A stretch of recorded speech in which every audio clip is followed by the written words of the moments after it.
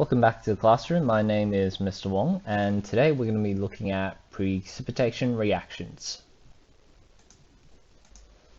Okay, so our lesson intention is to define a precipitation reaction, or define what it is. And we are going to try and identify the different types of precipitation reactions that will occur, so the different types of products, based on the solubility rules.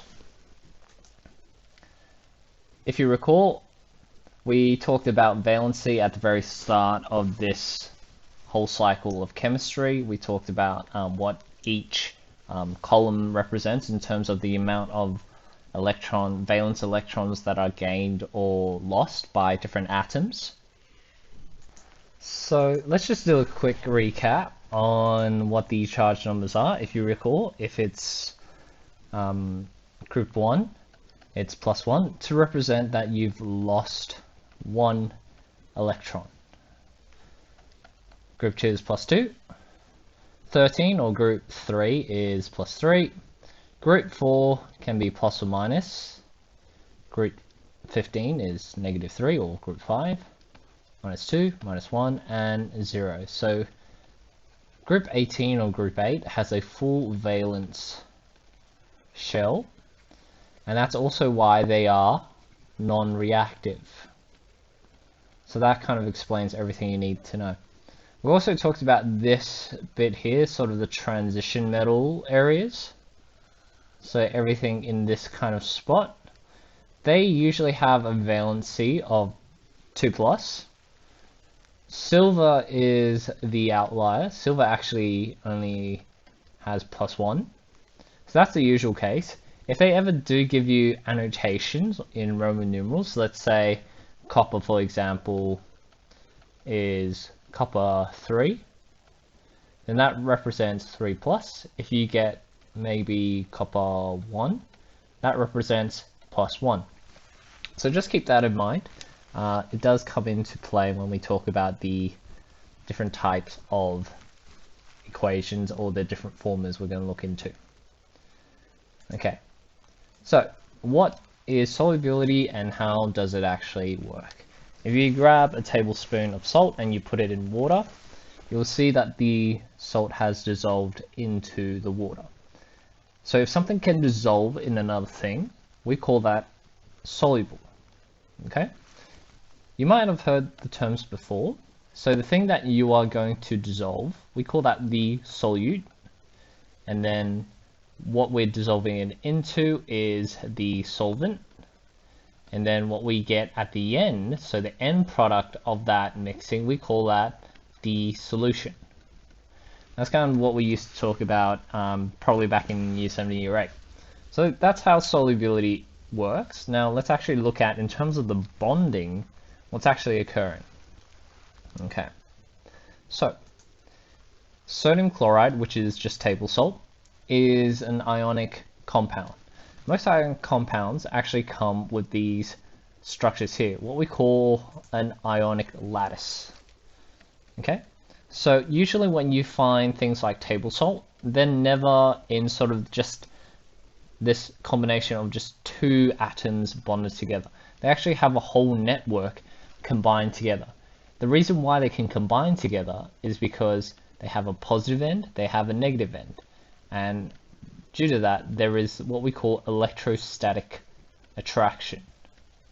It's similar to when you grab a balloon and rub it on your hair, and over time, the balloon gets attracted to your hair. That's an example of electrostatic attraction, where positive charges will always try and come towards negative charges.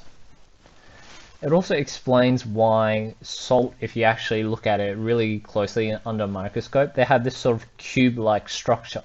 That's just to represent the ionic structure we have, or what we call the ionic lattice structure. So that's what's happening here. So how do we end up dissolving the table salt? Well, that actually has to do with the property of water. Water is made, as you would recall, H2O. So we have our 2 hydrogens and our 1 oxygen there. The oxygen itself is actually slightly negative, whilst the hydrogens are slightly positive. Now, we don't really need to go into the detail why that's the case, but I'll just put in the term electronegativity, which means how hungry, so to speak, is, or how desired is an atom in obtaining electrons. The more electronegative it is, the more likely it wants to hold on to the electrons to itself. So oxygen is actually more electronegative than hydrogen. So the reason why it's slightly, or what we call partial negative, is because it's actually dragging the electrons closer towards itself, and it moves away that negative part from the hydrogen. So that's why the oxygen becomes slightly more negative and the hydrogen becomes slightly more positive, because if I've taken away negative charge from you, what's left over? A bit more positivity, right? So you can see we have negative and positive charges. We also have negative and positive charges with the salt. So this is actually how we can break the salt apart. It's by this, again, electrostatic attraction. Okay, so what actually happens when a crystal of any type, a salt crystal of any type, is dissolved in water? Firstly, the sodium and the chlorines, as our example, the cations and anions, they get attracted to the water molecules. So the water molecules are dragging them away from the structure. As they drag them away from the structure, that breaks the lattice apart, and all these other water molecules try and surround the one cation, the one anion. And that's actually how dissolving works. If we want to picture it, have a look at this. We have our ionic compound, and you can see once it hits the water molecules are dragging each component away from each other, breaking the bonds apart. Okay, so this is what we call solubility. Now, why are we talking about this? Because precipitation reactions is the kind of opposite method of this. So if something is soluble, so it can dissolve in water or it can break itself apart, precipitation is the opposite to that. Okay, so precipitation reactions are, or occurs when a reaction forms a solid, or what we call a precipitate, and that's because the two compounds aren't soluble in each other. So for example, we have sodium hydroxide and silver nitrate. You can see once I try and mix the two liquids together, I form this distinct color change. Remember, a permanent color change is an example of a chemical reaction occurring. So there's that. You can also see this crystalline structure here. Okay, so when we form precipitates, we'll see a permanent color change and a formation of a solid. Now that might not look like a solid to you, but it's actually really fine little particles or little powders of the combination of the silver hydroxide forming together to make this color change. Okay, so if we form a precipitate, it means they're not soluble in each other. If I want to show what a precipitation reaction is, this is the general formula for it. If you actually have a look at how it's structured, it's actually an example of a double displacement reaction. You can see that the cations and anions, if we just imagine, so we'll assume that A is a cation, B is an anion, and C cation, D anion. You can see there is a double swap over. So the C and B come together, A and D come together. Just make sure when you're writing the names of anything though, that the metal component always comes before the non-metal component. Okay, I'll show you what we mean by that. Okay, so it forms an aqueous solution combined to form a insoluble ionic compound or ionic solid called a precipitate. Now, in year 10, you don't necessarily need to remember the solubility rules. We probably will tell you what forms with what, and you just need to say, this is potentially what happens. So no dramas there. Okay, so you can see it's a double displacement.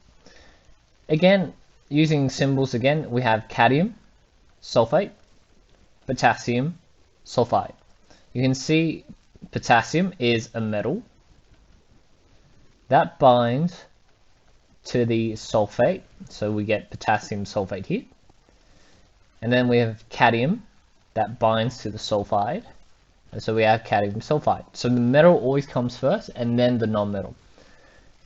It's a relatively easy way to work out what chemicals you form because you're just switching them around, okay? In terms of naming at least.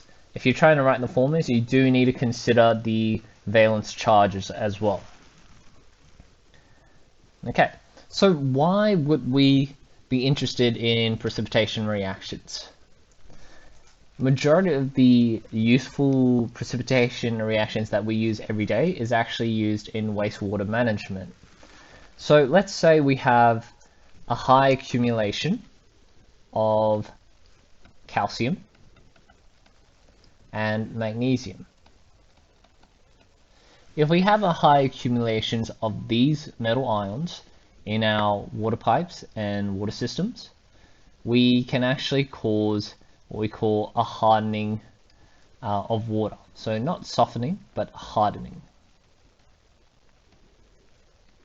Okay, what that actually means is if you have hard water, imagine when you're washing with soap, soft water actually allows for the lathering to occur when you're rubbing soap. Hard water doesn't allow that. Hard water can also be quite harsh on the skin, so harsh on skin when washing. But it's probably quite nutritious for you because it has all the essential minerals. Now, what hard water can also do is it can actually lead to accumulation of posits or mineral posits forming in your supply chain. So imagine your water pipes over a long period of time, if it's exposed to a lot of hard water density, you can get these accumulations of these crystals in your pipe and obviously blocking the overall flow. So we would need to find things that can make calcium and magnesium into solids, and then we can remove it from the system. That's kind of the idea. Another example we have is iron and manganese.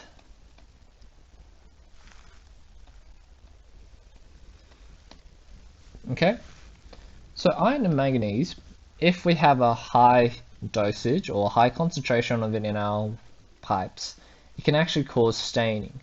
So if you see here, that's the accumulation. If you remember, iron is sort of this reddish brown color as a liquid.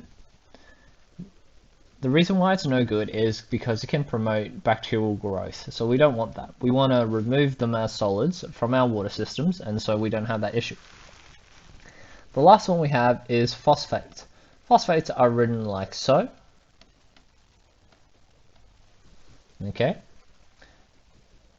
It's made out of phosphor and 4 oxygen molecules to the power or to -3 valency. So phosphates are really important nutritional compounds that are used in fertilizers.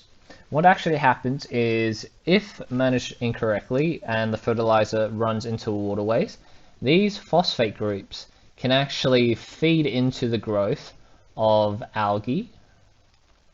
So algae is sort of like these green patches of fungi-like or plant-like things in the water, and the algae feeds off it and grows. Soon you'll get a thing called an algal bloom, where we have a massive amount of this greenery in the water. And as a consequence, when algae is feeding growth, they actually absorb all the dissolved oxygen in the water. And then we get a thing called eutrophication, which is a scenario where there's no dissolved oxygen in water.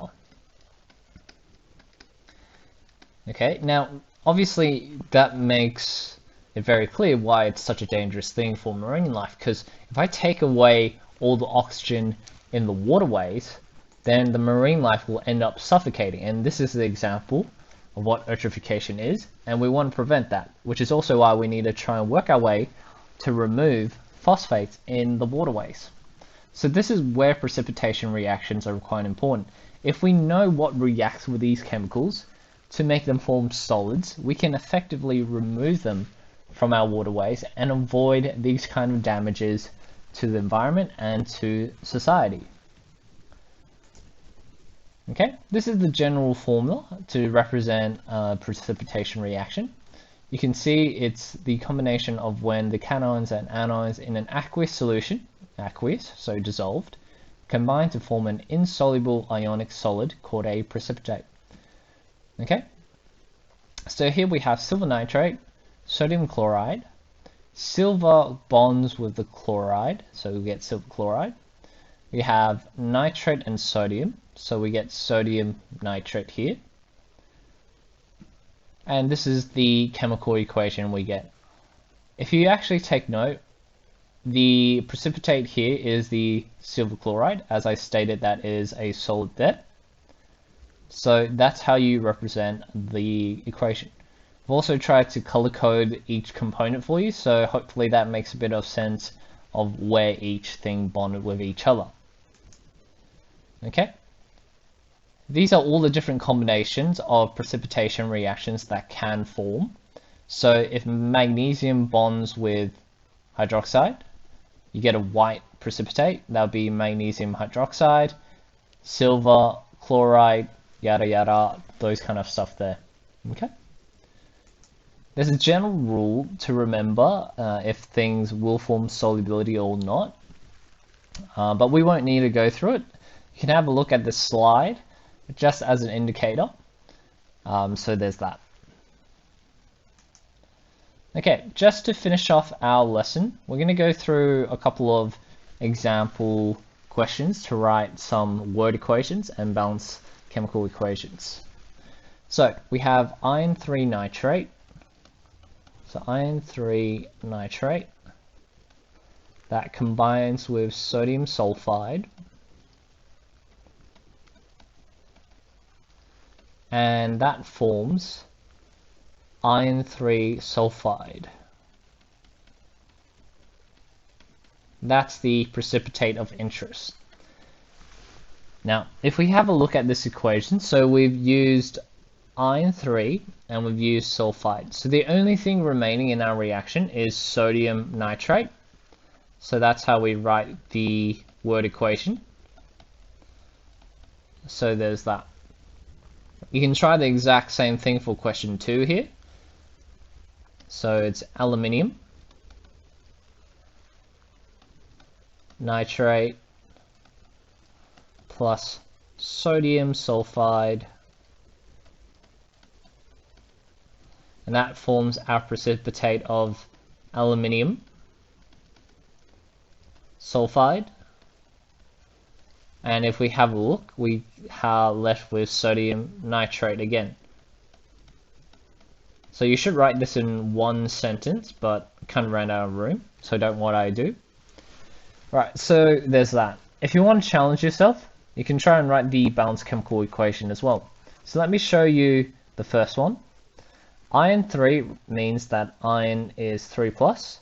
Nitrate, if you search it up, has a valency of -1, so it's iron NO3 crisscross 3. So that's where the 3 went here. That's aqueous because it's dissolved. Then we have sodium sulfide. So sodium is +1, sulfide is 2-, so it'd be Na2S. That's also aqueous. And then we have iron 3 or iron 3 sulfide. So this is +3, this is 2-, so it's iron 2 S3. That's our solid, that's our precipitate, so that's an S. And then we have sodium nitrate. That's +1, that's -1, and that's aqueous. Just quickly check if you have the correct balanced chemical equation, which clearly we don't, because we have 3 nitrates here. We only have 1. So I'm going to put a 3 here. Okay, I have 3 nitrates now. 3 nitrates, 3 sodium atoms. Okay, I have 2 here. Alright, so you know, from the looks of things, it's going to be a little bit more trickier than first glance. So what I'm going to do, just rub out this value here. I'm going to try again. I'm going to firstly try and balance the iron. Okay, so I have 2 ions. I only have 1 here, so I'll put a 2 here. I have 2 ions, and I have 2 times 3 nitrates. So I have 6 nitrates in total. So I'm going to put a 6 here. 6 nitrates, 6 sodiums. To get 6 sodiums over here, I would need 3 molecules of sodium sulfide. So that's 6 now. I have 3 sulfides, and I have 3 sulfides here. So now it's balanced. Okay, last one is aluminium. Aluminium is 3+, nitrate is -1, sodium is +1, that, and we already know that's +1, -1. So let's just go through each one. Aluminium nitrate, sodium 2, sulfide, and don't forget your states, so AQ, we get aluminium 2, sulfide 3, that's a solid, and then we have sodium nitrate here. And then we need to balance the equation. Okay, if you actually have a look at the equation above, it's exactly the same ratios of each atoms that we have in terms of the problem. So it's actually just written like so.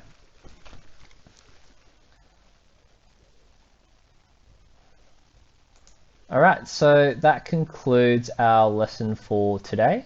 We've looked at precipitation reactions as an example of a double displacement reaction.